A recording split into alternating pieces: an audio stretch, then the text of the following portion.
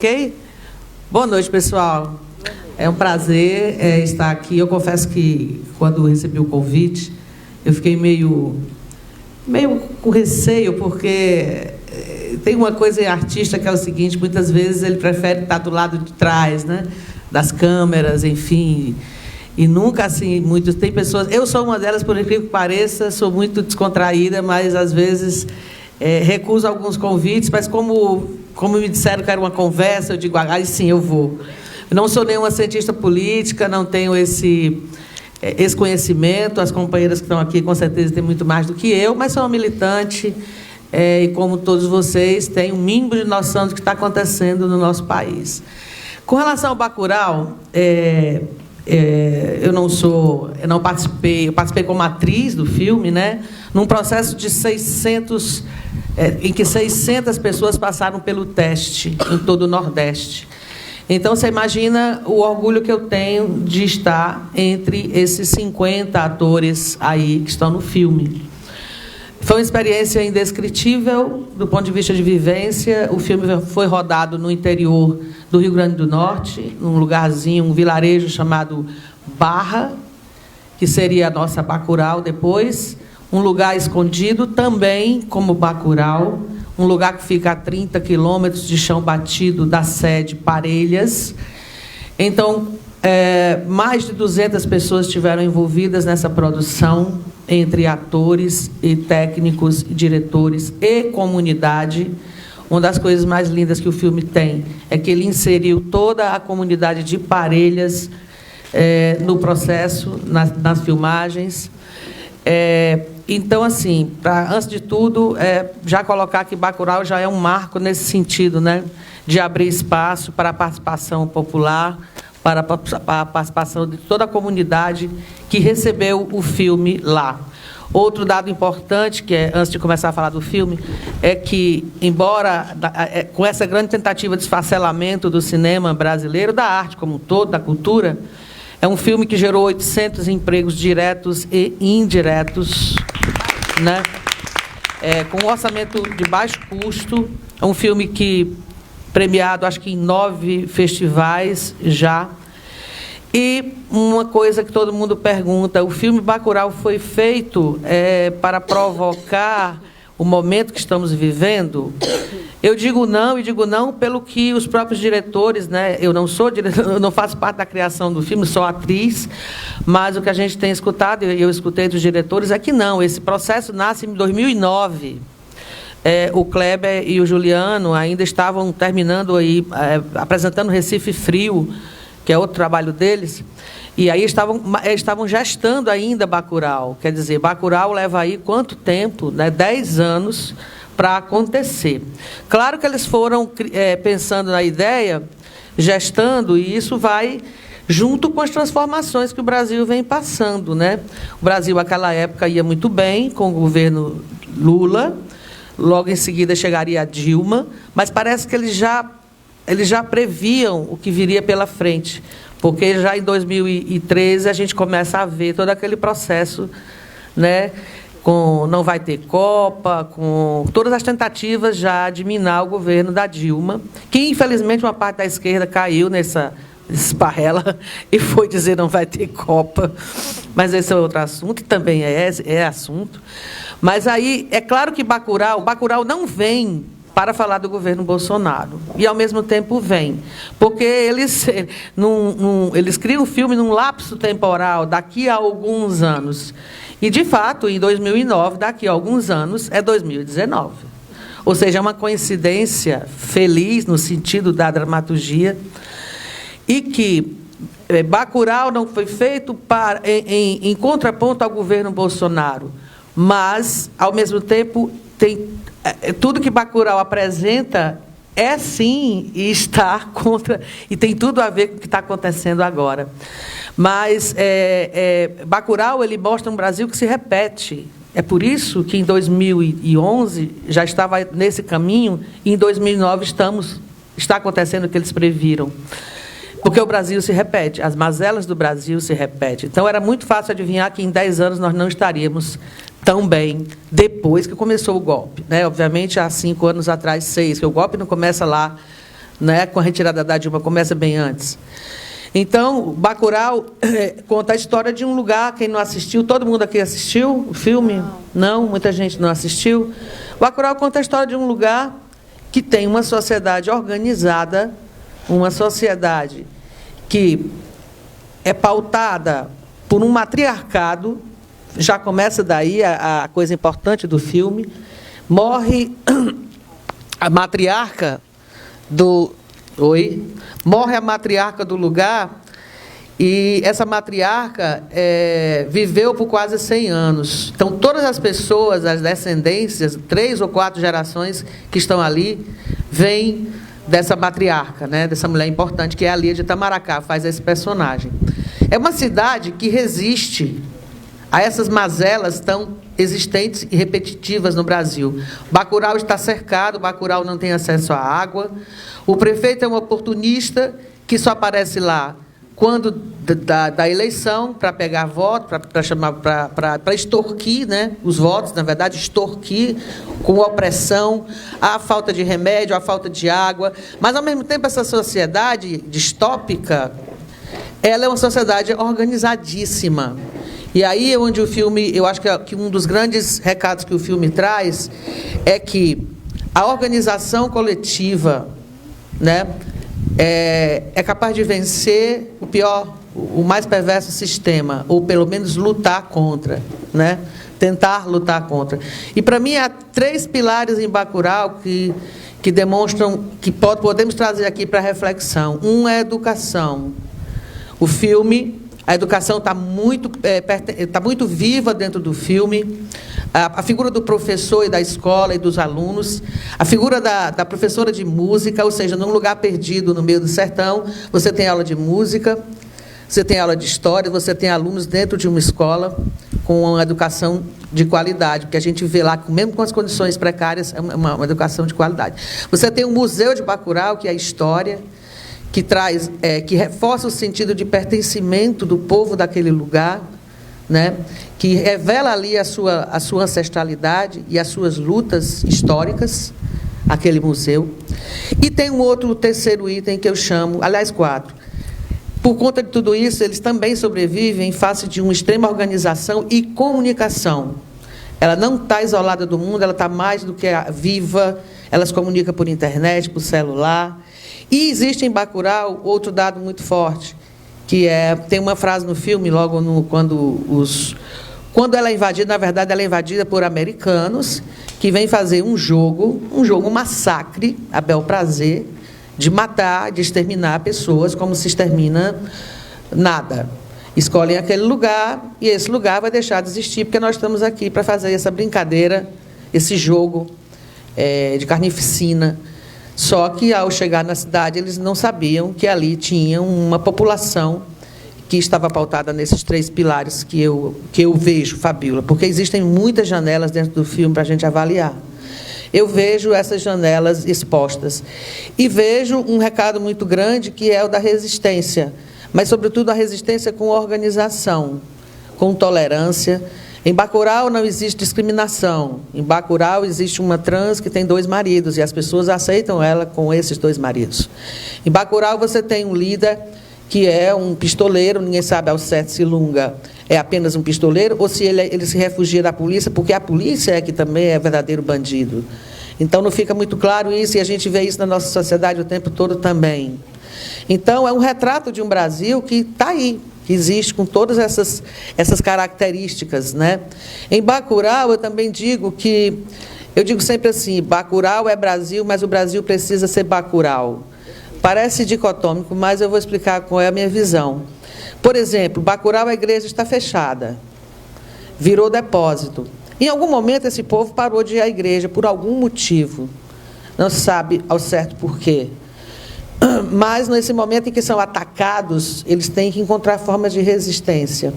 Tem um personagem que diz, eu queria reabrir a igreja. E aí é dito para ele, mas ninguém nunca fechou, seu Antônio. Ou seja, naturalmente, as pessoas, de alguma forma, perderam a fé por conta do sistema em alguma coisa.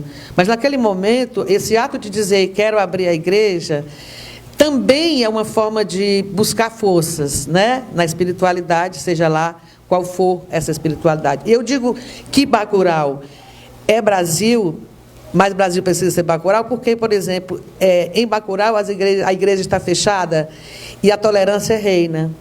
Você tem gays, você tem prostituta, você tem trans, você tem negros, você tem brancos, você tem todos convivendo, e a igreja fechada. No Brasil, você tem milhares de igrejas abertas e lotadas de intolerância.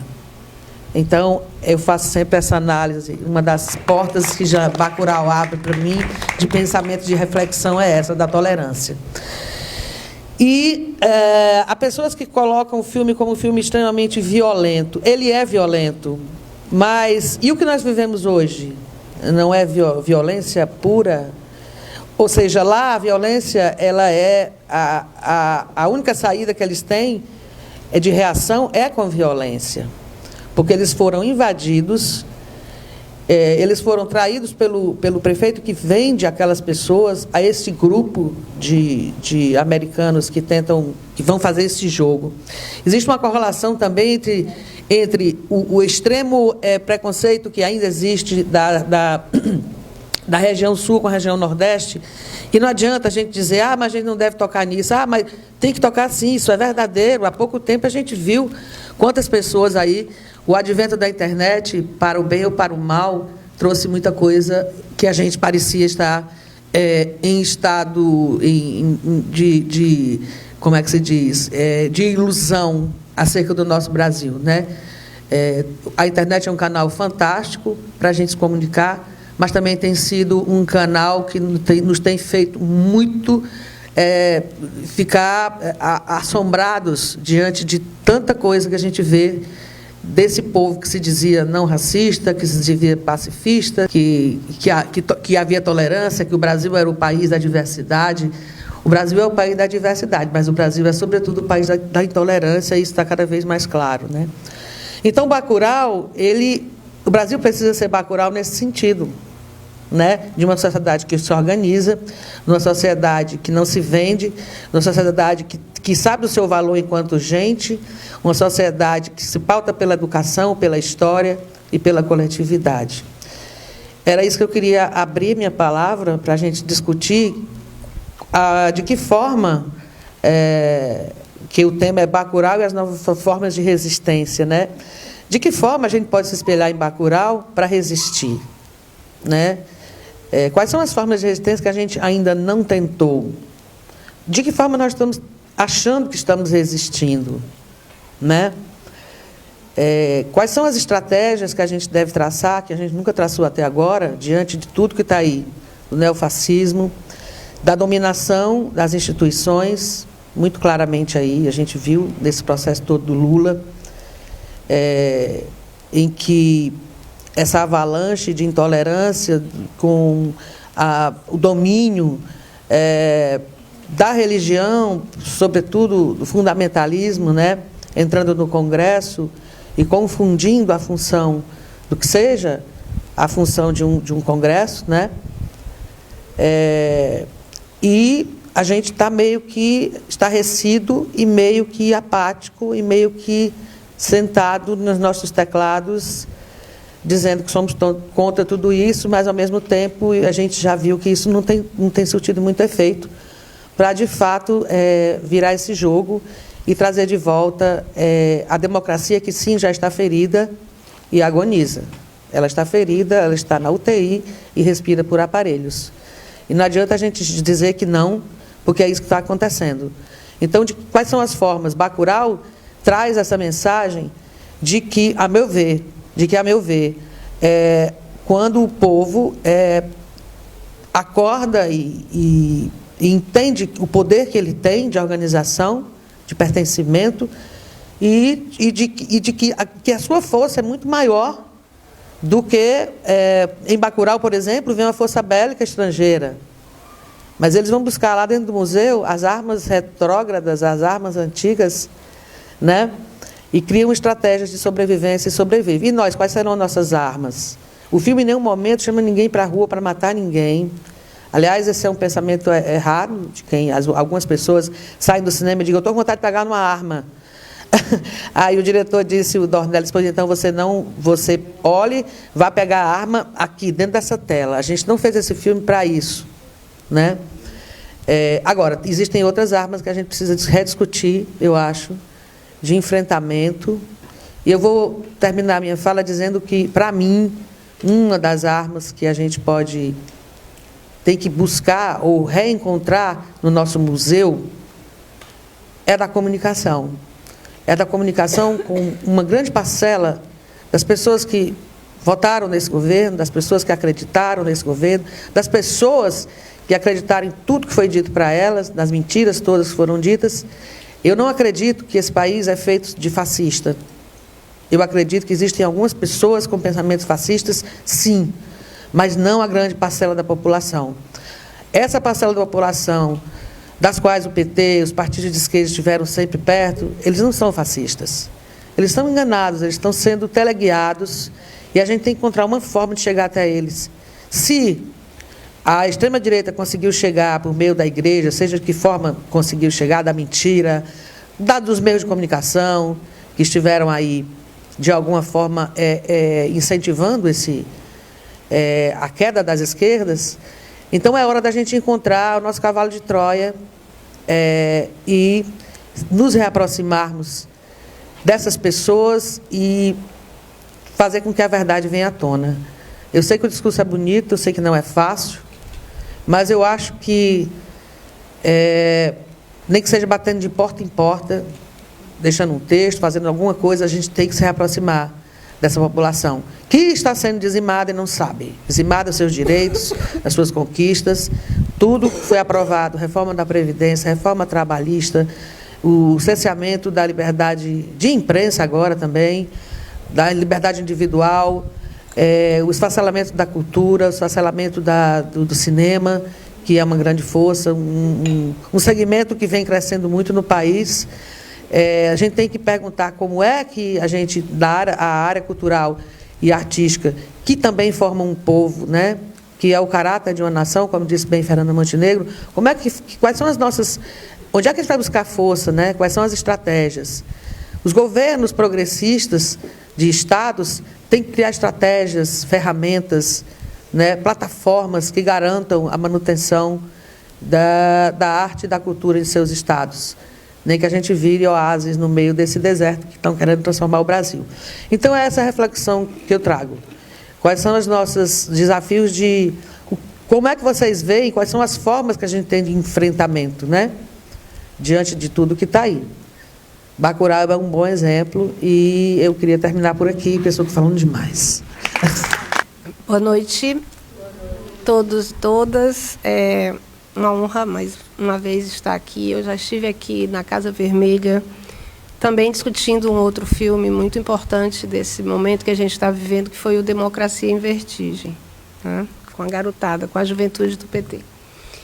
E hoje estou aqui com as mulheres, né, PT, para discutir... As mulheres, os homens também. Bom, com as mulheres. E para discutir essa outra obra, né, da dramaturgia audiovisual que impactou tanto os setores, né, digamos assim, do avanço, da vanguarda da esquerda, mas também em setores médios, que, como professora universitária, eu tenho como ouvir, né, uma fala que não é uma fala engajada, militante, e ainda mais como professora universitária de uma universidade privada, que, diferentemente das públicas, pode ter uma distância maior, né, dessa discussão política. Embora hoje no Brasil ninguém possa estar afastado disso.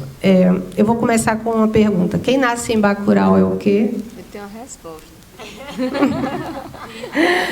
Então, quem nasce em Bacurau é o quê? Bacurau é Caboré. Quem nasce em Bacurau é gente. Essa é uma das cenas mais impactantes do filme, né? Porque ela se dirige a todos nós, né? Quer dizer, ao lugar de pertencimento, e então, tanto é que a tentação imediata quando a pergunta é feita, né, no filme, é dar uma resposta como essa, né? Como é que é uma palavra tão bem escolhida que torna difícil você colocar esse sufixo, né, fortalezense, recifense, né? Quer dizer, torna complicado. E a saída do roteiro é magnífica, né? Quem nasce em Bacurau é gente. Ela me remeteu a uma cena do filme sobre Lula, em que a mãe de Lula,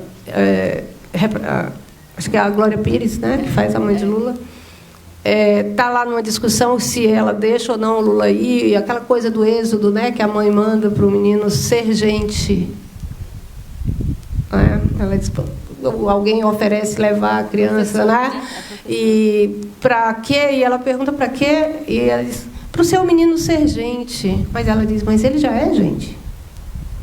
Então, quando eu vi acho que essas duas cenas se conectam, se comunicam, né? Embora não tenha havido, acho que nenhum encontro dos nada, mas é o olhar da espectadora. E aí, eu acho que a gente pode radicalizar nessa história do gente aqui, né? O que é que os meninos, o que é que à noite é feito em Bacurau? Se assiste TV como todos os lugares. O que as pessoas da comunidade, as crianças assistem na TV? Quem lembra? Quem lembra? Os vídeos do pacote. Os vídeos do pacote, né? Assassinando pessoas. Então, eu acho que a gente deve olhar para essas escolhas. E aí, Fabíola, eu acho que o enigma Lunga deve merecer muito da nossa atenção. Afinal de contas, a comunidade vai a Lunga, né? Eu lembro que, quando eu assisti, eu fiz um post, disse algumas coisas e fechei com a tag Lunga Livre. Né? E aí, recentemente, apareceu outra grande peça audiovisual, e eu só vou fazer a relação porque o próprio perfil do filme fez isso. Ele fez, né? Eu não faria, ou então acharia um pouco mais difícil de fazer, mas como o próprio perfil do filme fez, o que significa a assessoria de comunicação, essa coisa toda, que vazou a imagem de Lunga e do Coringa, né? E eu estive em vários lugares onde havia uma recusa muito perempta das pessoas de esquerda de aceitarem essa identificação de Lunga com Coringa. Uma recusa da qual eu participo, mas eu creio que é possível ver também uma transmissão, como uma correia de transmissão entre um personagem e outro, né? Por quê? O que eles provocam? Bom, eu acho que eles estão além de bem e mal, os dois personagens, né? Eles não se colocam mais no âmbito em que nós nos encontramos, no julgamento que a gente faz do certo, errado, normal e tal, o assassino, que não é assassino, não. E o filme Bacurau assume isso claramente. Essa ideia da horizontalidade da comunidade inclui os assassinos da cidade, certo? Inclui os bandidos da cidade. A saber, no nosso caso, Fortaleza, inclui os membros da GDE, inclui os membros do PCC. Quando eu falo os membros, não estou falando das cabeças, eu estou falando da meninada de 18, 16, 17, 19 anos, que está aí. E aí, me parece que o olhar premonitório profético que o artista tem, e nesse caso, Kleber Mendonça, sobretudo, no filme O Som ao Redor, que foi o filme que colocou no espaço, num período de céu de cruzeiro para nós ainda, ele já mostrava vai dar merda. Porque o filme Som ao Redor é um filme sobre milícias. Ou seja, um filme, é um olhar de alguém que vê além daquela condição que nós, como... Aqui eu sei que eu estou entre filiados do Partido dos Trabalhadores, mas aqui, todos aqueles que nos colocamos como simpatizantes do processo, como progressistas, como o campo da esquerda. E aí, né, a gente pode dizer o campo da esquerda que foi governista, e a gente também tem um campo da esquerda que foi não propriamente antigovernista, embora em alguns casos sim, mas tremendamente crítico dos governos de esquerda. O que a gente viu em 2009? A gente estava quase no último ano de governo Lula, né? Não era o último, penúltimo. Então, eu acho que talvez tenham sido... Exatamente, foi quando a revista Época, saíram daquelas célebres capas, Nunca Fomos Tão Felizes, né? Aquela, quando a Economist colocou o Cristo voador saltando, né? Bom, havia algo muito estranho ali. Como assim a Economist festejando o nosso governo? Tem alguma coisa aí para a gente pensar. E ficou todo mundo feliz, mas aí o artista entra e não pede licença, né? Ele vai dizer, olha, tem uma coisa ruim aqui. E esse Brasil que está aí, que saiu, que foi facilitado por todas essas artimanhas tecnológicas, Cambridge Analytica e que tais, ele já estava aí. Completamente. O fundamentalismo religioso já estava aí. As milícias já estavam aí. E aí, talvez, quando Fabiola falou lá, já não vai ter Copa, ou não vai ter Copa, foi um problema para o nosso governo. Porque a Copa foi um problema. Não pelo evento, mas por tudo que circundou o evento e que tem a ver com as remoções das populações. E aquele campo da esquerda, que naquele momento a gente ficou numa guerra terrível, né? A utilização que fizeram. Sim. Mas isso é outra questão. Isso é outra questão. Claro. O tema da segurança pública, que a gente não levava tão a sério. Inclusive porque nós só fizemos uma Conferência Nacional de Segurança Pública, em 2009, justamente. Esses temas ficaram como os temas não importantes ou não nobres, enquanto que hoje nós percebemos a negligência em relação a eles, porque houve, isso a gente tem que reconhecer. Quando não foi negligência, foi um pacto de cria-corvos, como no caso das igrejas fundamentalistas, quer dizer, a coisa foi não crescendo ao ponto de o primeiro governo Dilma ela exigir que o Gilberto Carvalho fizesse um pedido de desculpas à bancada evangélica, frise-se Marco Feliciano Ed Caterva, porque ele houvera dito no Fórum Social Mundial em Porto Alegre que era necessário que a esquerda disputasse ideologicamente a chamada, naquela altura se falava em nova classe média. Por conta dessa declaração, ele foi instado a desculpar-se publicamente e a presidenta exigiu que ele o fizesse. Eu posso falar isso com muita tranquilidade porque isso me horrorizou naquela época. Escrevi sobre isso e disse isso não vai terminar bem. Inclusive, o título do artigo é O Triunfo da Religião. 2011, se não me engano, esse episódio. Ainda não se desenhava nada, assim, claro, no horizonte, mas, assim, o pensamento ou a sensibilidade da arte faz ver coisas que, às vezes, a gente diz, não, isso é algo... Não era, né? Então, nesse aspecto, nós entramos, me parece, e aí, nesse sentido, por que eu chamo a atenção do Lunga e do Coringa?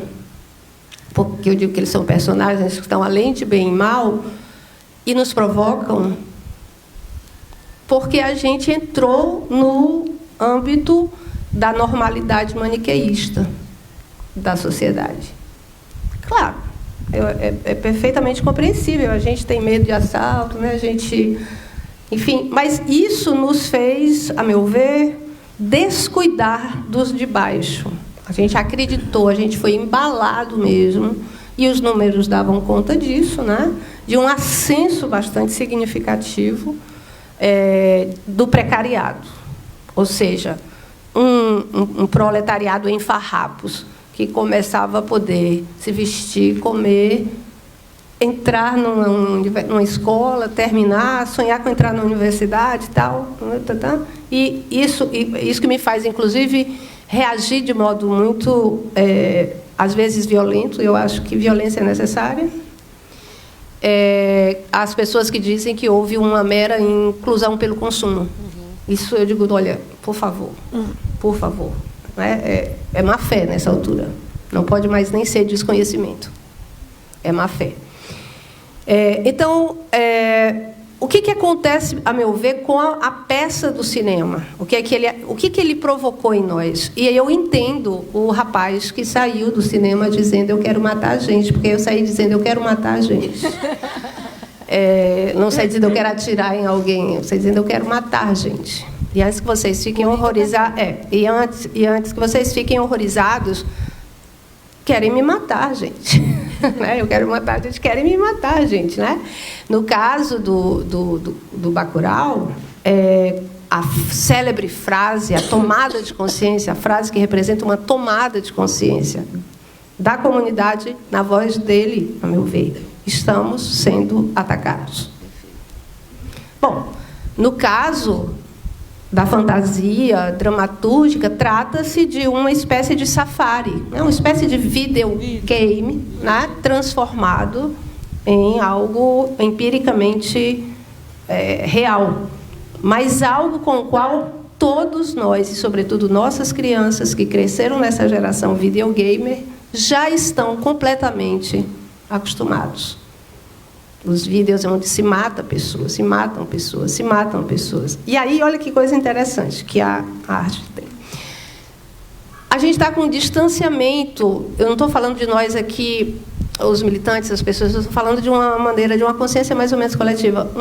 Um distanciamento diante da brutalidade, da violência do mundo.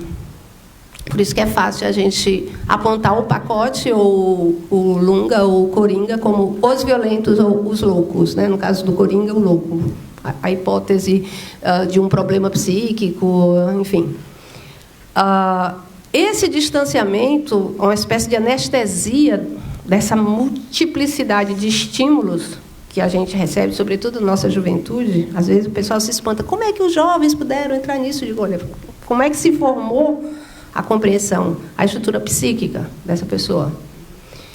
E aí é curioso que filmes como o Bacurau, e nesse caso, para mim, mais o Bacurau, mas o Coringa, em alguma medida, com o seu absurdo cênico, com o seu exagero trash, com a sua estética filmes B, que fica todo mundo, é John Ford, é Cassavetes, é Tarantino, e não sei mais o quê.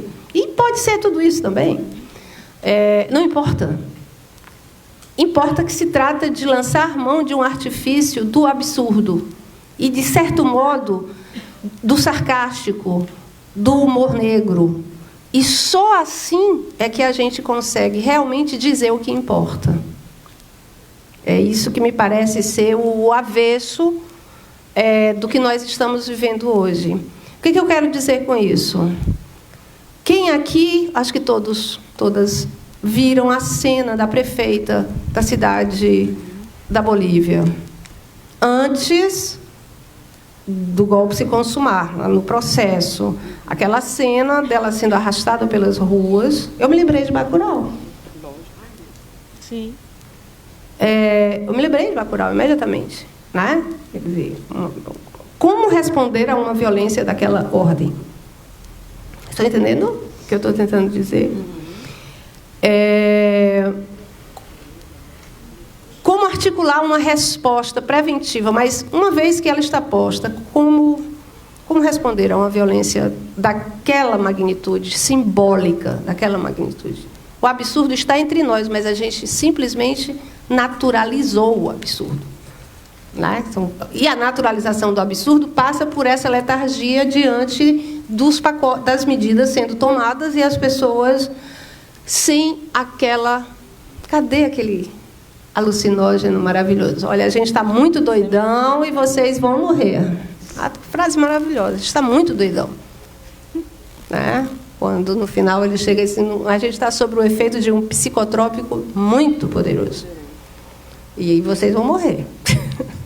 Olha que frase, olha o humor dessa frase. Agora, o absurdo dessa frase, mas, ao mesmo tempo, a potência dessa frase. Potência de verdade dessa frase. Como é que a gente vai... Assim, quando ela diz, como reconectar... Esse é o ponto. Como a gente vai se reconectar com o Lunga? Porque eles são os matáveis de sempre. Quando eles são os matáveis de sempre, e aqui eu estou me utilizando, já que estou na condição de professora, estou me utilizando aqui de uma leitura Foucaultiana, né, do biopoder, da biopolítica, são aqueles que o Estado e a sociedade deixam morrer.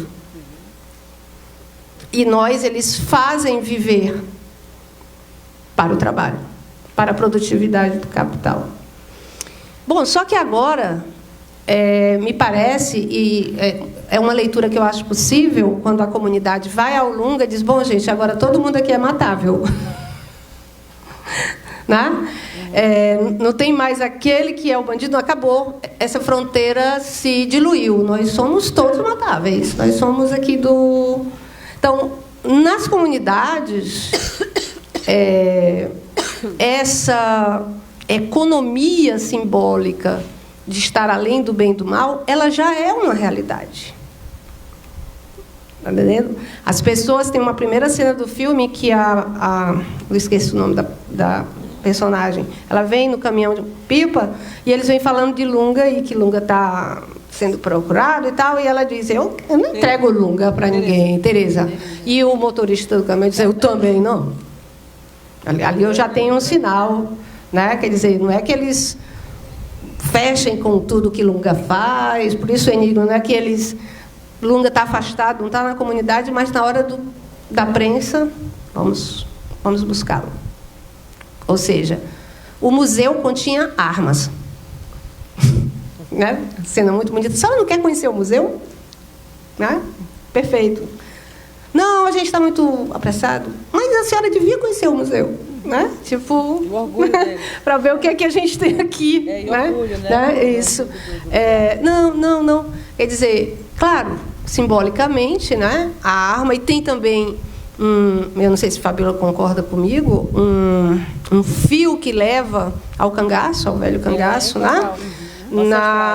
Na figura que nós não damos talvez tanta importância a ela como deveríamos dar do ponto de vista de memória. E que o filme aponta, né? Vamos pegar isso, né? Quer dizer, vamos buscar isso, né? O espírito de Caldeirão e Canudos, do que é feito, quem se apropriou disso? Quem se apropria disso? Né? Então, nesse sentido, a gente pode se transformar, porque o que está acontecendo agora no nosso sistema político é que todos nós podemos ser a prefeita de Barcelona. O que aconteceu nos outros países, por exemplo, em Honduras primeiro, depois no Paraguai, acho que os caras disseram, não, no Brasil não passa, não. No Brasil é muito difícil passar uma coisa dessa. Passou. Resistimos um pouquinho, fizemos um probleminha, mas passou. Agora a gente tem algo mais, né? Uma concretude de uma violência ao estilo daquela invasão dos gringos estrangeiros para Bacurau. Tipo, será que passa? Quer dizer, tem uma violência instalada e esperando para poder ser detonada. Ela já é detonada, né? E aí, no caso, gente, eu vou também dirigindo para o final, já que é uma conversa, e eu me inspirei um pouco na fala da Fabíola, deixei algumas coisas que eu trouxe, se for necessário, na volta. nós temos que ver que o modelo de segurança pública de escola, para a gente falar em escola, que nós aqui no Nordeste, e o filme tem essa pegada Nordeste porque tem os personagens paulistas, né? E tem uma catarse ali muito interessante. Eu queria assistir esse filme no Sul. Eu queria muito assistir esse filme no Sul e ver a cena do assassinato dos sulistas, que para mim é muito emblemática também. Como é que nós, plateias nordestinas, reagimos àquilo e como é que um paulista, um sulista, reage àquilo? O filme briga nesse campo também. Ele não tem medo de mexer nessa ferida e expô-la claramente, né? De modo quase didático. Então, não vamos nos esquecer de algo importantíssimo, não nos esquecermos novamente dos lungas que moram nas periferias dos nossos estados nordestinos, governados pelo PT. Eu vou usar o Ceará e a Bahia como dois grandes exemplos, em que a política de segurança com as populações das periferias, com os lungas, não faz nenhuma inveja às políticas de segurança dos estados do Sul que elegeram esse facínora que está aí. E nós continuamos muito silenciosos em relação a isso, né? São políticas muito ostensivas, né? Que precisam ser enfrentadas. Quer dizer, me parece que nós não... vários erros nós vamos cometer para o futuro, mas pelo menos que eles sejam melhores do que os erros do passado. Não tem como não errar. Não existe o paraíso utópico, idílico, esperando por nós em lugar nenhum. Eu adoro a igreja estar fechada em Bacurau. E acho que a comunidade só está daquela maneira justamente porque a igreja está fechada, né? Mas isso aí é uma posição que eu teria que ter muito tempo para defender, mas eu quero só assinalar. Então, me parece que, só para responder à provocação da Fabíola, uma roda como essa, nas praças perto onde eu moro, quase todas as noites tem, de igrejas. As pessoas chegam e ocupam as praças, são 10, são 20. Agora, nós estamos em golpe há quase 4 anos. E elas continuam. Chega na praça, pega uma caixa de som, alguém pega um microfone desse e começa. Começa de 1, começa 2, começa 3, daqui a pouco, no outro dia vem de novo. Então, começa. Me parece que a gente tem que ir, como diz a música, né? Não é só geograficamente onde o povo está, porque o povo está em toda parte. Agora a gente percebeu isso. Todo mundo é gente. Todo mundo é gente. Aquele teu vizinho que tu dava bom dia no elevador da classe média, do prédio classe média, oi, tudo bem, cumprimentava o filho. Na escola, de repente, tu olha para ele e ele virou o quê? E ele deve olhar para ti a mesma coisa. O que ela virou? O que aconteceu? Existe mesmo, eu acho que cerca de uns 12%, eu acho, na minha estatística, de 12% a... Não chega na casa dos 20%, de fascistas declarados no Brasil, de viúvas da ditadura. Existe mesmo. Gente que, como a autoproclamada presidenta da Bolívia, disse claramente no Twitter, isso é muito bom, a falta de vergonha de dizer isso. Índio é para ir para o altiplano ou para El Chaco. As cidades não são para índios. Uma coisa que a gente acharia... Imagina, tinha um presidente indígena há pouco tempo. Então, tem muito sentimento retesado e represado. E também tem a fantasia da vingança. E é isso que eu acho que une Coringa com Bacurau. A catarse que você tem. Uau! Justamente porque nós não estamos conseguindo fazer frente a quem nos está atacando. Mas se acho que o filme diz algo desde o som ao redor, é o problema da segurança. O problema da segurança é crucial. E foi por aí, pelo problema da segurança, que essa nova empreitada, essa nova direita extrema, acedeu. Porque a cantilena da corrupção não é novidade de agora. O golpe anterior, o DN, né, comunista, mas o que deu sustentação, corpo, carne, a questão da segurança, o problema da segurança, o bem e o mal, o cidadão é o elemento. Acho que a gente tem que reconectar isso aí, entre nós. Aqueles que são os de baixo, os que ainda não são matáveis, julgamos nós, e os que são matáveis. E o que é que nós estamos fazendo para reconectar essas pessoas conosco?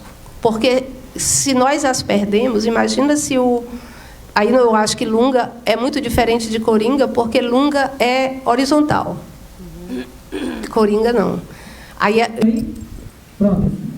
Bom, boa noite. Eu estou muito feliz e gripada de estar aqui. Aqui eu estou, nesse momento, eu tenho pelo menos 2 reencontros importantes, e reencontro mais uma vez com esta casa. Aqui é a sede do PT, mas nos anos 70, pessoal, eu entrava nessa casa, porque essa casa era o Casarão Democrático. Aqui vendia-se a Tribuna Operária, meus pais eu sou um dos fundadores do PCdoB, muitos ligados a Maria Luísa Fontinelli, a Rosa, e eles eram tribuneiros, iam pegar o jornal aqui, e antes da reforma, né, tinha umas muretas, eu dormia, porque eu passava muito tempo aqui. Diz? Ah, pois é, então eu venho para essa casa, eu me lembro da minha infância, e é bom o seguinte, eu lembro de um período muito duro, doloroso, mas eu lembro que nós resistimos e superamos, isso a gente não pode esquecer nunca. E reencontro com Sandra, porque eu trabalhei numa instituição que eu fazia sempre esse tipo de conversa, né, de debate, a gente exibia filme, e um dos momentos mais lindos da minha história de professora, a gente viveu junta, a gente assistiu Que Horas Ela Volta, e aí a Sandra disse assim, eu acho que o filme está até meio atrasado, hoje a gente tem um filme que não está atrasado, né, que veio antes, e aí ela fez uma análise brilhante, como ela fez hoje, e foi muito bonito, porque Que Horas Ela Volta tem a ver tudo com aquela ascensão, né, que a gente conhece sobre os governos Lula, e tiveram muitos depoimentos emocionantes. Foi um momento lindo, foi um momento catártico também, né? Agora, é interessante o seguinte, que apesar da grandeza do Que Horas Ela Volta, da grandeza de Aquários, e de até outros filmes que não tratam da questão social, pelo menos diretamente, como Alta Compadecida, mais antigo, Eu, Tu, Eles, que teve sucesso internacional também, mas eu acho que Bacurau, assim, acho que dos últimos, eu vou arriscar aqui, dos últimos 20 anos, foi o filme que mais mexeu com a gente. Essa roda de conversa não aconteceu com os outros filmes, acontece com Bacurau.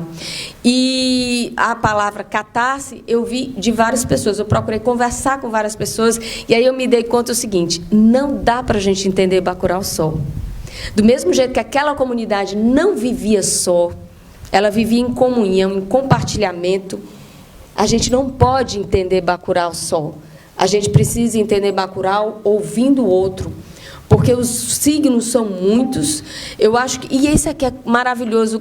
Sandra, eu concordo em gênero, número e grau, quando você fala que a arte e a intuição do artista muitas vezes antecipa a vida.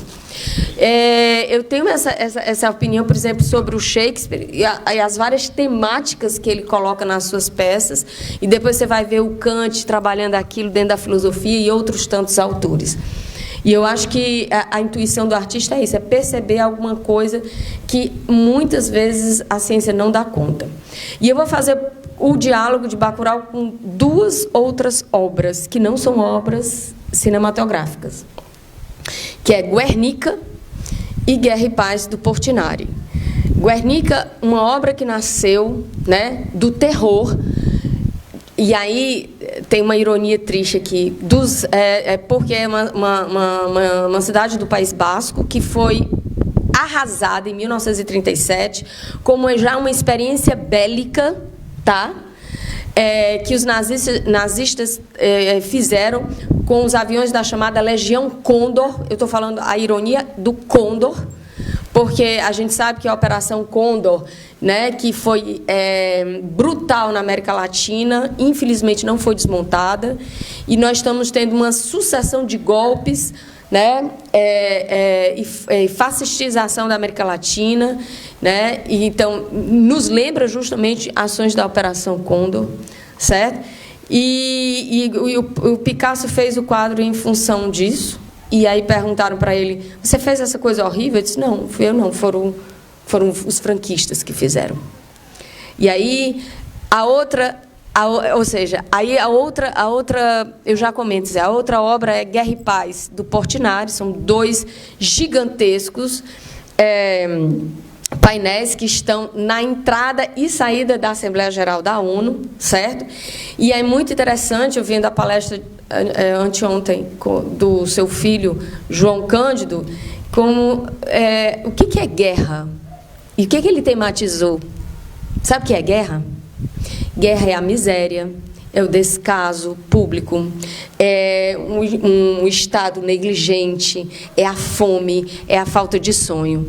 E o que é paz?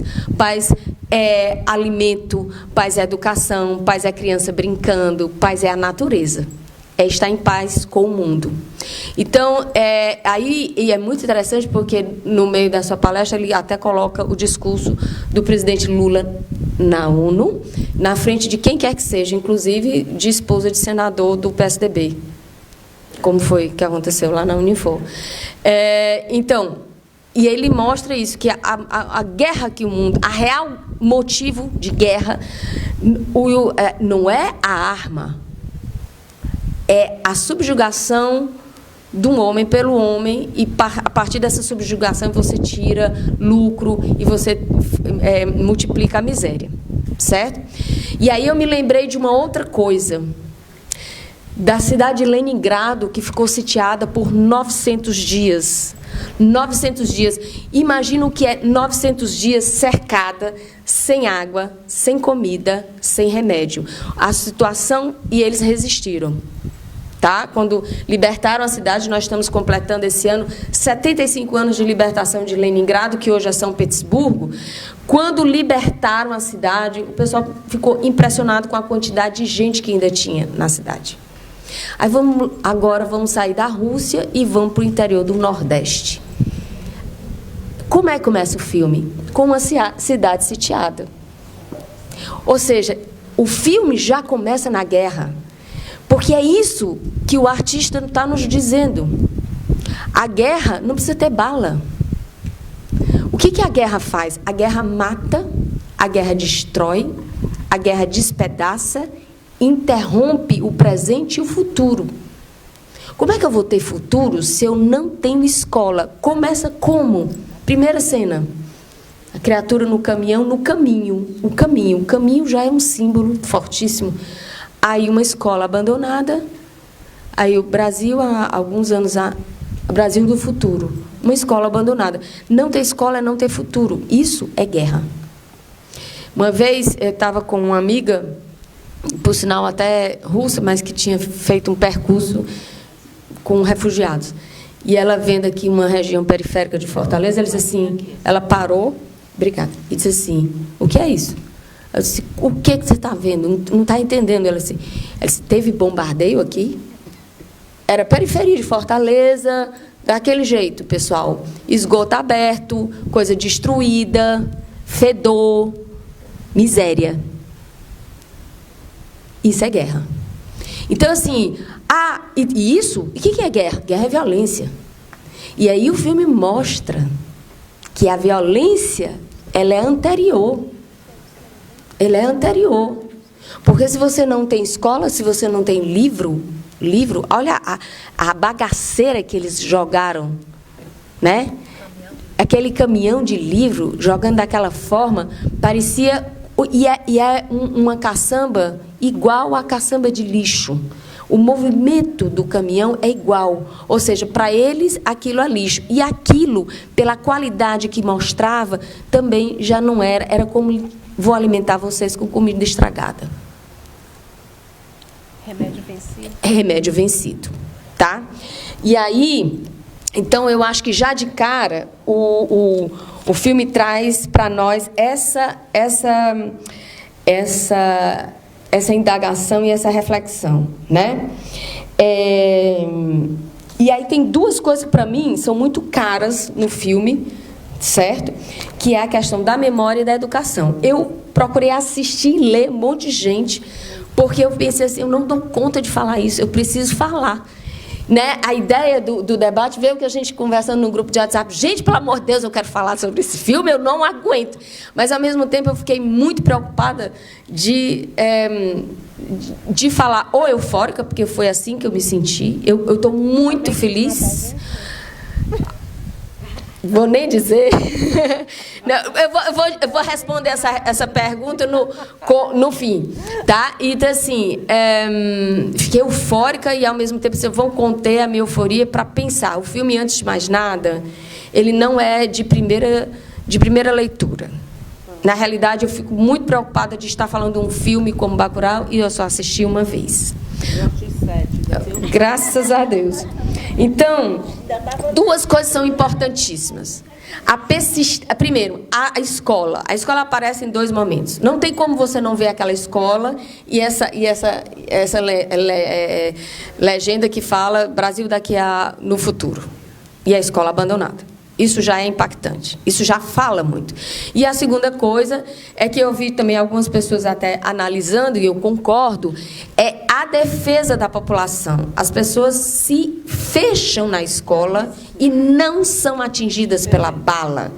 Elas saem da escola e vê-se a guerra. O lugar de proteção é muito simbólico. O lugar de proteção é a escola. Então, ali a escola foi interditada e o futuro estava interditado e a escola também defende, certo? E isso é fundamental. Outra coisa, a escola que se fazia não só dentro do prédio, mas a escola que se fazia na rua, porque eles começam lá, às vezes, gente, vamos entrar que está muito quente, ou seja, a aula estava sendo dada na comunidade, bem peripatético, bem socrático, né? E isso é maravilhoso. Então, a presença do elemento educação, né, está lá de várias formas, não só na vivência da cidade, uma cidade precária, mas com educação. Mas tem tecnologia também. E a tecnologia. Como o tempo é curto, eu não acho que nem vou conseguir falar tanto da tecnologia. Mas a tecnologia é uma coisa fundamental, porque diz o seguinte, com toda a precariedade, eles davam conta do mundo. E a escola era um espaço também, porque tinha esse acesso. A escola a tecnologia era instrumento da escola. Ela também era instrumento da escola. E a questão da memória. É um trabalho que eu amo. Infelizmente não faço. Eu fazia teatro dentro do Museu Histórico. Eu era a boneca Dorinha, que era um trabalho de teatro para receber as crianças. E eu adoro o museu. Eu já gostava e depois desse trabalho eu gosto mais ainda. Então, aí a persistência que eles dizem assim, você vai ver, foi para o museu? Já viu o museu? Por que você não vai ao museu? Esse negócio, parecia eu falando com os amigos que chegam, enfim. Você já viu o museu? Vamos ver o museu? É ótimo, vamos lá. Então, assim, o museu sou eu. O museu não é só um depositário de quinquilharia. Não, o museu é a eleição dos testemunhos materiais da história e da minha identidade. Eu escolho o que tem no museu. Então, para a gente chegar no museu, você não tem que ver coisa chique, rica ou extraordinária. Não. Se eu chego no museu de uma cidade e só tem caneca de barro, isso diz muito daquela cidade. É isso que você... É que nem um detetive. É detetive. O detetive não tem que estar lá procurando a mancha de sangue. Não, o detetive tem que ir lá para ver... Ele não tem que escolher as pistas. As pistas é que se apresentam e cabe a ele saber colher e interpretar. Então, as armas estarem no museu, isso que vocês falaram, ou seja, as armas são instrumento. Então, aí tem uma coisa muito bonita, diz. E ela diz, não limpe o sangue da parede. Isso é maravilhoso, porque ali também é depositário de história, tá? Então, assim... A nossa arma está na nossa memória. Então, ou seja, porque tem uma coisa ali meio fantástica, aquela arma tecnologicamente superior e aquelas armas velhas, tudo geringonça, como é que ia dar conta, né? Mas dá conta? Porque não é a questão material, é a dimensão simbólica, a grandeza poética e a liberdade poética do artista de mostrar e dizer que sim, dá conta. Certo? E aí... Peraí, fala-me Deus do céu, peraí, que é muito... Então, assim, a questão da gente procurar na nossa história a saída. Então, eu tenho 2 elementos para sair dessa... Porque Bacurau é utopia e distopia ao mesmo tempo. E utopia, porque eu tenho uma sociedade que, por mais que brigue, que começa quase com uma briga lá da Sônia Braga, dando, né, fazendo aquele barraco, aquela confusão, e tem as fofocas, e como a Sandra já fez aqui a leitura das figuras que entraram na marginalidade, com todos os problemas de uma cidade, mas tem um elemento fundamental, que é a questão do compartilhamento. E compartilhamento. E, para mim, esse é o divisor de águas. Aí a gente diz assim, quando você falou muito bem, o golpe ele começa a se gestar quando... eu vou tentar resumir, não quero distorcer o que você está falando, não. Mas, assim, essa questão do consumismo, tal, de várias pautas que nós não conversamos, está entendendo? Dessa coisa classe média ou classe trabalhadora, uma série de coisas que a gente não conversou e que a gente não trouxe para discutir. Olha só, pessoal, quando eu tenho uma cultura de consumo, tá? Certo? Eu não vou entrar na discussão assim, sobre que é uma discussão importante e longa sobre a questão da inclusão do consumismo, não sei o quê. Eu só quero dizer o seguinte: quando eu tenho que as igrejas, infelizmente, pentecostais, neopentecostais, trabalham muito essa cultura da prosperidade do consumo, tá bem? É uma cultura que gera a individualidade e individualismo. No máximo, você abre para a sua comunidadezinha. Né? Se cria ali uma rede de cooperação minúscula, unicelular, e a gente só fica ali. O irmão que ajuda o outro irmão.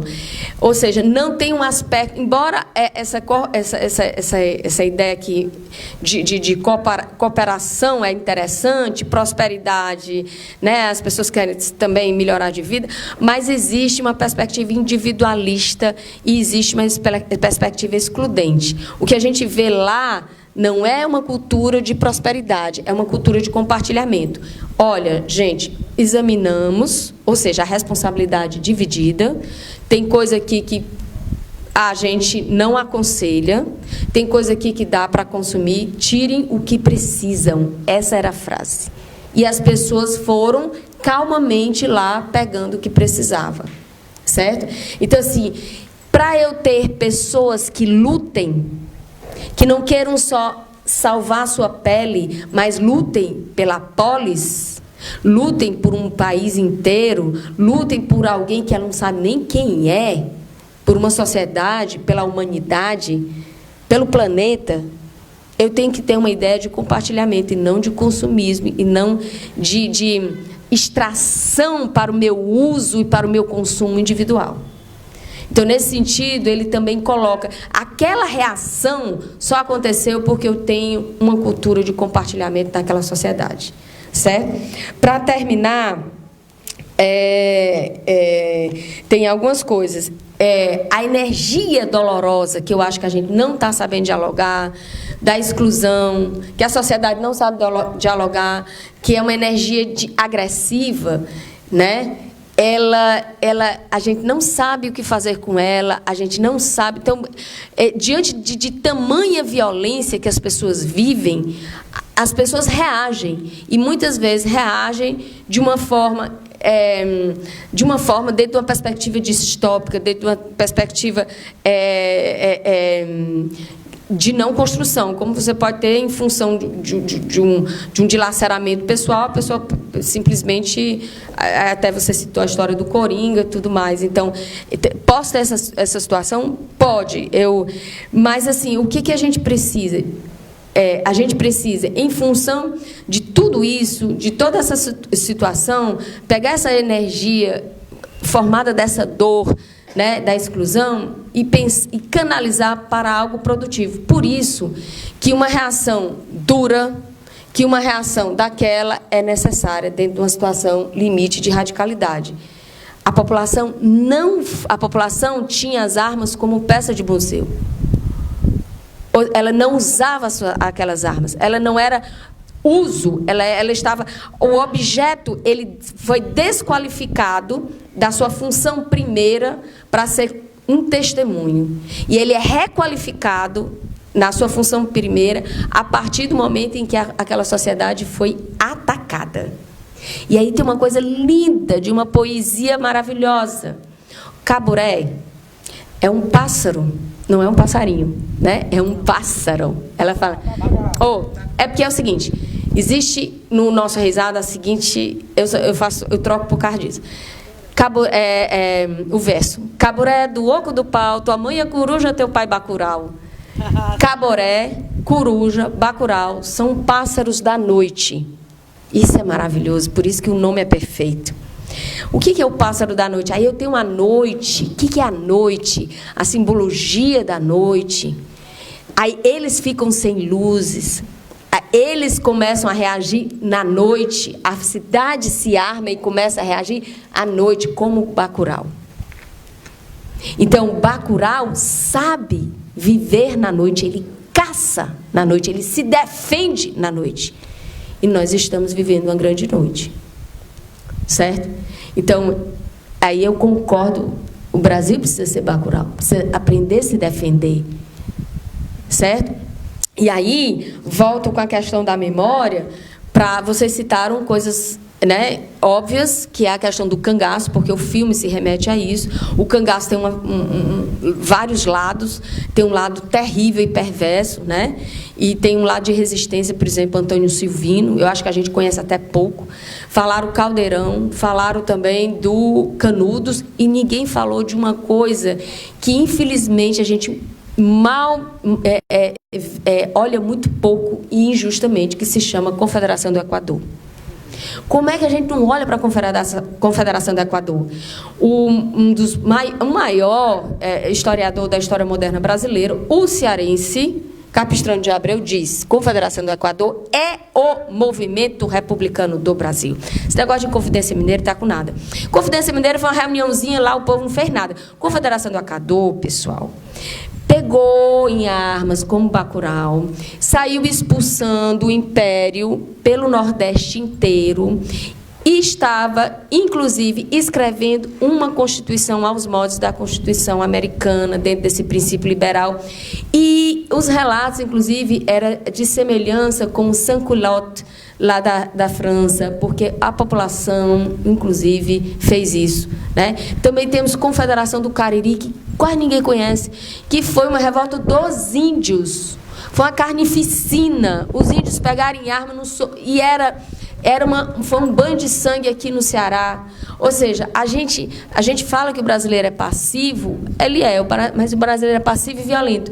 Só que a gente também desconhece, porque foi muito invisibilizado, até porque a construção da República, ela precisava de um signo que coubesse dentro dos seus propósitos. Confederação do Equador trazia algumas pautas que a República não queria trazer, como a questão até da abolicionista, e algumas pautas, ela era mais adiante, embora não fosse tão libertária assim, mas ela era mais adiante do que, por exemplo, Confidência Mineira. Ela tinha mais elementos de libertário do que a Confidência Mineira, certo? Então, assim, acho até que a gente precisa rever Confederação do Equador. Estou doida para ver um filme de Confederação do Equador, certo? Que dá passagens lindíssimas, a figura de Ana Tristão Gonçalves, né? A Ana Triste, uma mulher que a esposa de Tristão Gonçalves fazia discursos para as tropas, né? Enquanto o Tristão não podia, ela era esposa do Tristão Gonçalves, né? Confederado, andava a pé léguas para ir dizer o que deveria acontecer com as tropas em tal canto. Bom, e para terminar, teria outras coisas aqui, mas eu vou ficar aqui. Aquela história do, sei lá, aquele negócio ali, alucinógeno. Gente, aquilo para mim, eu só me lembrei do Asterix. Que coisa, só me lembrei da Asterix, eu acho que não tem nada a ver, né? Mas aquele desenho, né, que é o quê? É um povo francês, são os franceses que não... Os gauleses que não queriam, que resistiam heroicamente ao Império Romano e se defendiam tomando a poção mágica. Né? E aí o druida é tipo igualzinho. O druida, ele fazia a poção mágica. Vamos brigar com os romanos. Dava a poção mágica para todo mundo. Eles derrotavam sempre os romanos. Certo? O Lunga, sou super fã, achei incrível. Olha, eu estou muito feliz. Tem a história da vergonha alheia. Eu tenho um orgulho alheio. Ver vocês naquela tela, eu gritei muito, saí meio rouca, fiquei muito, muito feliz, um filmaço, né? Eu não queria fugir, meu marido que